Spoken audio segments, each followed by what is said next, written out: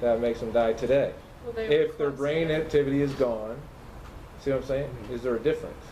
Well, with the brain activity and leaving them, that's a natural progression anyways, that 3-week time period or whatever, that's a natural progression, and that's, they're dying anyways, compared to your, like, this person's, this But they're not person- dying. Are you saying they're already dead because there's no brain activity? Well, how long, it just depends on this. They're it's breathing, their case heart's depends. beating, but there's no brain activity. Are they dead, or are they? Because you're saying they're already dead. I think it's just personal opinion. That's okay. I mean, Interesting. to me, if your heart's still beating, you're alive. I mean, Yeah. you're not going to be, if your brain's not working, you're not going to be in any pain.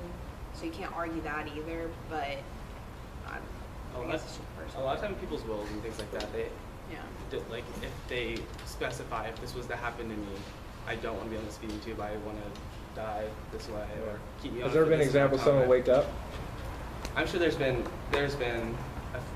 minimal cases, yes, but it has happened. Yeah. So wow. So what do you do? What do you do? A lot of times it's people that I've like heard stories, it's conversations that loved ones have had previously, if this topic's come up before, and just the family tries to make the best decision possible for that, what that person, they think that person would want. I think it's safe to say it's a very sensitive, very difficult issue. Is it possible that Christians could fall on either side? You have those Christians say, no, you keep feeding them because that miracle could constantly happen at any point in time. You're not trusting. Versus also, I've had friends where it's like, well, God could do that miracle today. He could do it in the next 2 weeks as their body progresses. So do you think there's room for Christians to fall on both sides of this issue? I think it'd almost be even more of a miracle if they were on the feeding tube and on the ventilator and all this stuff for a longer amount of time, and then they come back alive right before they're about to be like, okay, just take them off. I think that'd be even a bigger miracle than.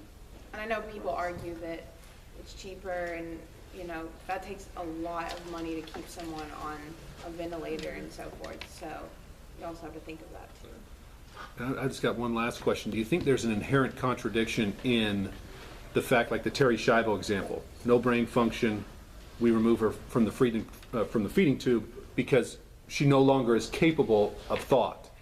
But in the physician-assisted suicide states, people have to be capable of rational thought. So if their brain function is not working properly, you know, they're gone upstairs, they can't make that decision. But we let them, you know, if it's not physician-assisted suicide and the brain stops working, you know, or it's not working correctly, we can just pull the feeding tube. It's just, again, back to whatever those people closest to you feel like you would most want to do. That's usually how it comes down to it, the executor of the person. Or if you've like said beforehand, Yeah, if that this happens to me, conversation. then do this. Like, So if it happens to you, do you want to be fed or not? I want to be fed. I don't know. I want to die in my sleep. Good. Good job, guys. Great work, you guys.